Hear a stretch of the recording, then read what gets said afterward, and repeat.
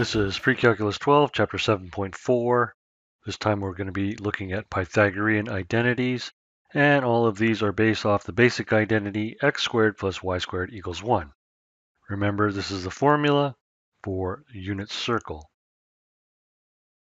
We can replace these with the trig functions. Cos squared theta plus sine squared theta equals 1. And this is our first identity. We can bring this identity down and rearrange. So first we'll move cos squared theta over to the other side. So we have sine squared theta equals 1 minus cos squared theta. Similarly, we can move sine squared theta over to the other side. So we have cos squared theta equals 1 minus sine squared theta. For our next identity, we take our basic identity and divide by cos squared theta. So we have sine squared theta over cos squared theta plus cos squared theta over cos squared theta equals 1 over cos squared theta.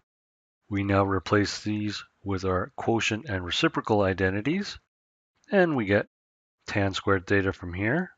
We get 1 from here, and this is secant squared theta. Again, we can move this over to here, and we start rearranging. Tan squared theta equals secant squared theta minus 1. Secant squared theta minus tan squared theta equals 1. And we can take the same basic identity and divide by sine squared theta. So sine squared theta over sine squared theta gives us 1. Cos squared theta over sine squared theta gives us cotangent squared theta. And 1 over sine squared theta gives us cosecant squared theta. And we do similar rearranging and we get these ones. And what we want to notice about all these ones with subtract,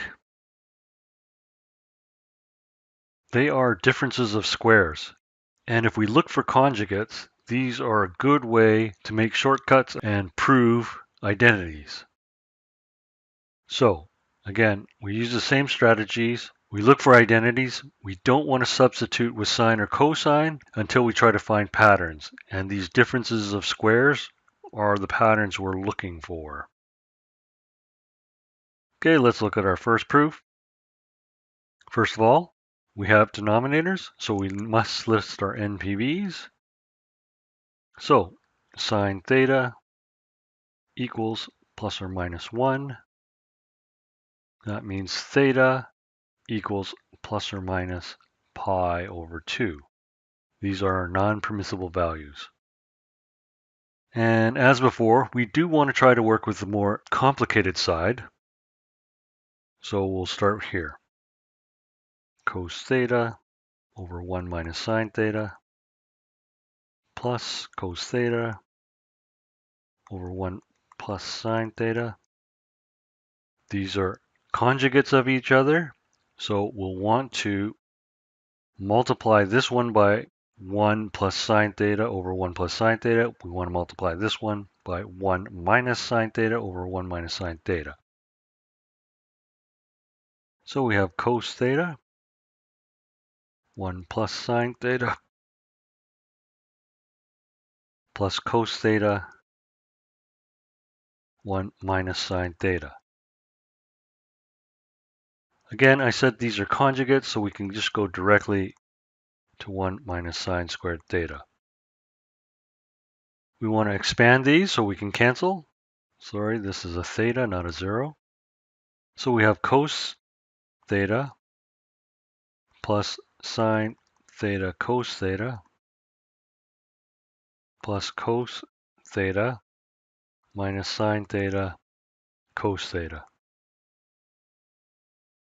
Now, alphabetically, cos comes before sine. However, we normally put sine before cosine when they're multiplied together. And you can remember this by saying circixertix. So sine before cosine, cosine before tangent. Now we cancel, we have terms that are opposite.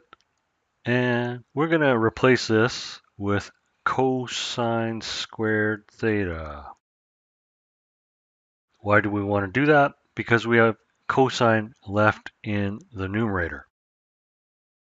So let's simplify this. We have 2 cos theta over cos squared theta. Cancel out a cosine from the numerator and denominator. We get 2 over cos theta. Now we can use the reciprocal identity to secant theta. Always check back to what we're trying to prove. We are trying to prove it equal to 2 secant theta. So this equals the left-hand side. And we have QED. Remember, with proofs, we're only allowed to work on one side of the equation. However, we can't always do that. Sometimes we get stuck. So, if, for example, we said left-hand side equals 2 secant theta, and we make this 2 over cos theta, doesn't have to be 1 or 2 or 3 or 4 lines, just however many lines to help us get closer to this. We see that it matches here. If we only got this far, we could see that the next step would be canceling and getting to here. And what you would do is, if you're working with both sides, you would take this line and fill it into here. Take this line, fill it into here. Take this line, fill it into here. So in a way, you're partially reverse engineering the solution. It's fine. Just write it up in this form. So you take this side and write backwards, fill it downwards on this side. Okay, this time we're looking at solving, not proving. If we have a higher degree trig and there's nothing common, we want to convert everything to either sine or cosine. Now, it's impossible for us at this point to change this cosine into a sine. However, with this sine squared, we scroll up. Sine squared, we can convert this to cosine squared. So this is the identity that we'll use. 1 minus cosine squared theta minus 3 cos theta equals 0. Expand this, we have 2 minus 2 cos squared theta minus 3 cos theta equals 0. We want to order this polynomial. Minus 2 cos squared theta minus 3 cos theta plus 2 equals 0. Now, if you're having difficulty factoring this, substitute the y in for cos theta, and that might make it easier for you. So we have negative 2y squared minus 3y plus 2. If you're able to see it and factor it in this form, go ahead and do it. We want to make the leading coefficient positive. 2y squared plus 3y minus 2. That makes it a little bit easier to factor. Then we have 2y and y equal to 0. We have 1 that's got to be positive, 1 that has to be negative. And we have a positive middle term. So that must mean we should make this positive. Plus 2 minus 1. Now we have 2 times 2, that's 4. Subtract 1, we have 3. So we have y equal to 1/2, y equal to negative 2. Substitute back. Remember we said y equals cos theta, so now we have cos theta equals 1/2. We have cos theta equal to negative 2. No solutions here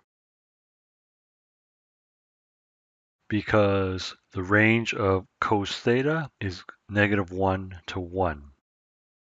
We do have answers here. We should have 2 answers because this is not the center line and not the min or max. This is also a special ratio.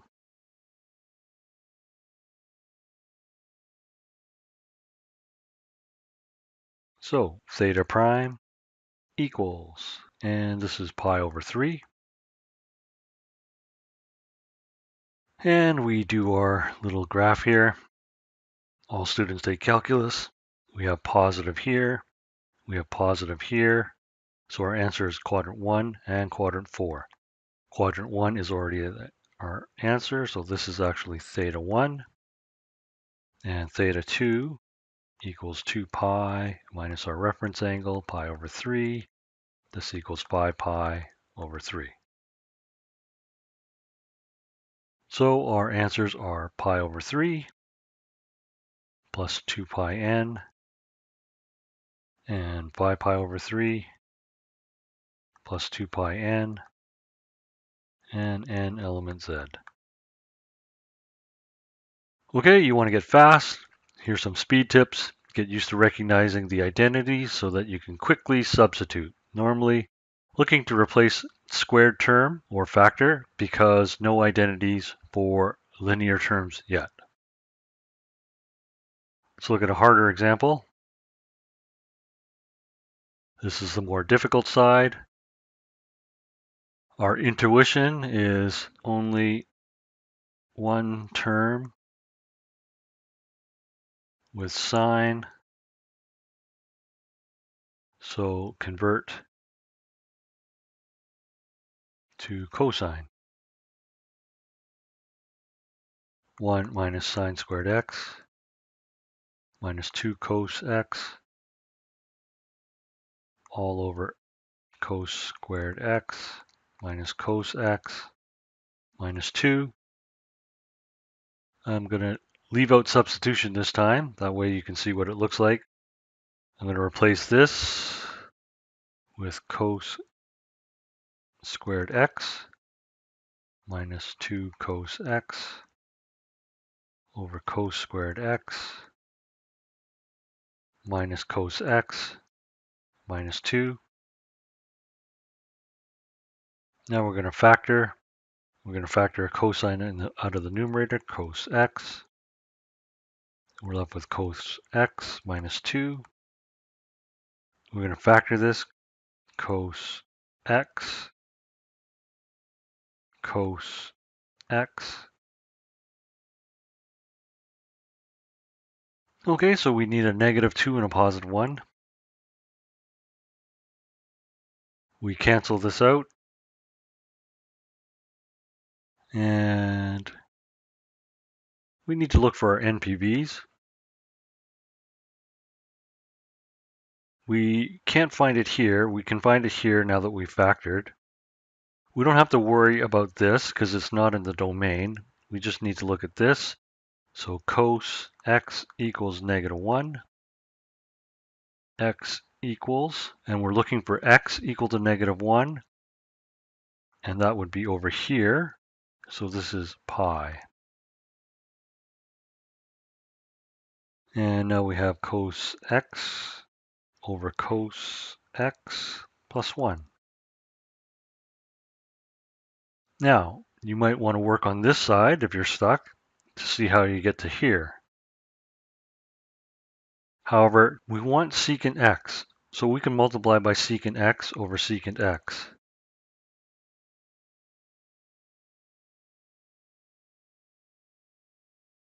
Let's expand before we simplify. Cos x secant x cos x secant x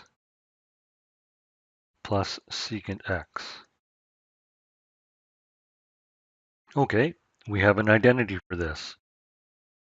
I won't scroll back to it, but this is equal to 1. Look at your identity charts.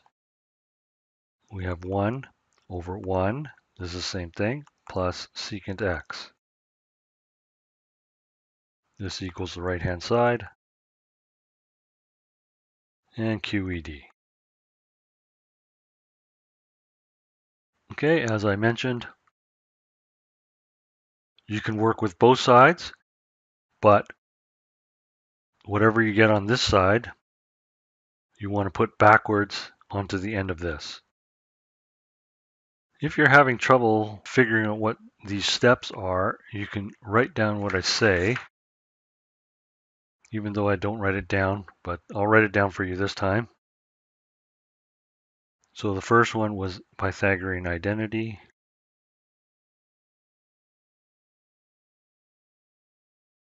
Here we're factoring and canceling, and we're multiplying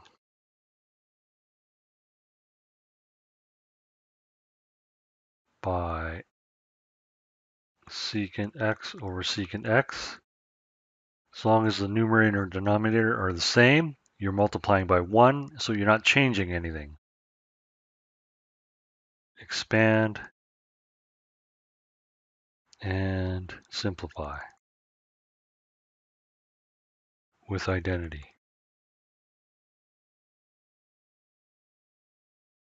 Okay, you don't need to list these, but it's a good idea to do it on your own, just so that you know what kind of rules you're using.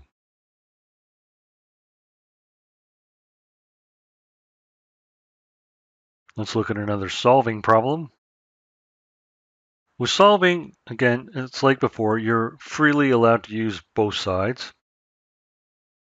It's kind of hard to solve if you can't use both sides. It's just that once I talk about proofs and using only one side, you might get that stuck in your head. Okay, cos x plus 1 equals, we're going to use an identity right off the bat, 2, 1 minus cos squared x, using the Pythagorean identity. Substitute y. Y plus 1 equals 2, 1 minus y squared. And then we distribute y plus 1 equals 2 minus 2y squared. Move everything over to one side. We have 2y squared plus y.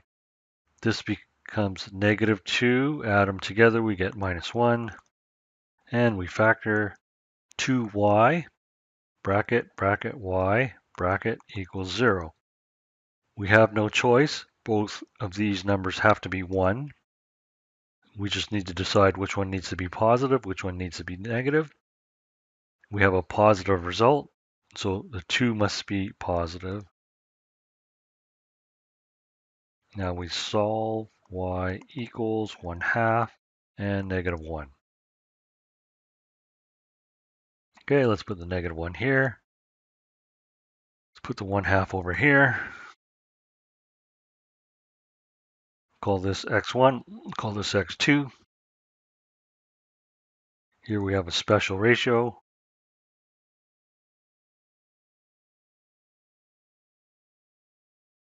It can only have one solution because it's a minimum. So x1 equals 180. Here we have another special ratio. And we have two solutions because it's neither the center line nor a minimum or max. So x2, we'll call it x2 prime, equals 60 degrees. And since we have the first quadrant, x2 equals 60 degrees, x3 equals 360 degrees minus 60 degrees. That's 300 degrees. These are our principal angles. We need to now fit them in the domain. This is in the domain, so this is one answer. Let's box that. 60 degrees, that's in our domain. We box that. 300 degrees is not in our domain, so we need a coterminal solution. We subtract 360, and we get negative 60 degrees. That is in the domain, so we box that. If we wanted to write general solutions, we would have 180 plus 360n. We would have 60 plus 360n. And we need the principal angle, which is 300 degrees plus 360n. N element Z. Okay, do not use this for your general solution because it's not a principal angle. However, it is a solution to this domain. Let's look at one more proof, just so you get used to it. So notice conjugates in the denominator and Pythagorean identity in the numerator. Okay, so let's keep that in mind. Let's work with the right-hand side. It's more complicated. So we're going to multiply by the conjugates, but let's write it out first. Cotangent squared theta over 1 plus cosecant theta plus cotangent squared theta over 1 minus cosecant theta. We're going to multiply this one by 1 minus cosecant. We're going to multiply this one by 1 plus cosecant, 1 minus cosecant, 1 minus cosecant, and this one's going to be multiplied by 1 plus cosecant, 1 plus cosecant. Now we're going to expand. Cotangent squared theta minus cotangent squared theta, cosecant theta plus cotangent squared theta plus cotangent squared theta times cosecant theta. And we know this is going to be a difference of squares. 1 minus cosecant squared theta. Let's cancel. We have a negative and a positive, so those are opposite terms. We can cancel out. We have 2 cotangent squared theta. And we look up the identity for this, and we know it's negative cotangent squared theta. Cancel, cancel. We get negative 2. The negative just comes up into the numerator. This equals the left-hand side. Quod erat demonstratum. And that completes this lesson.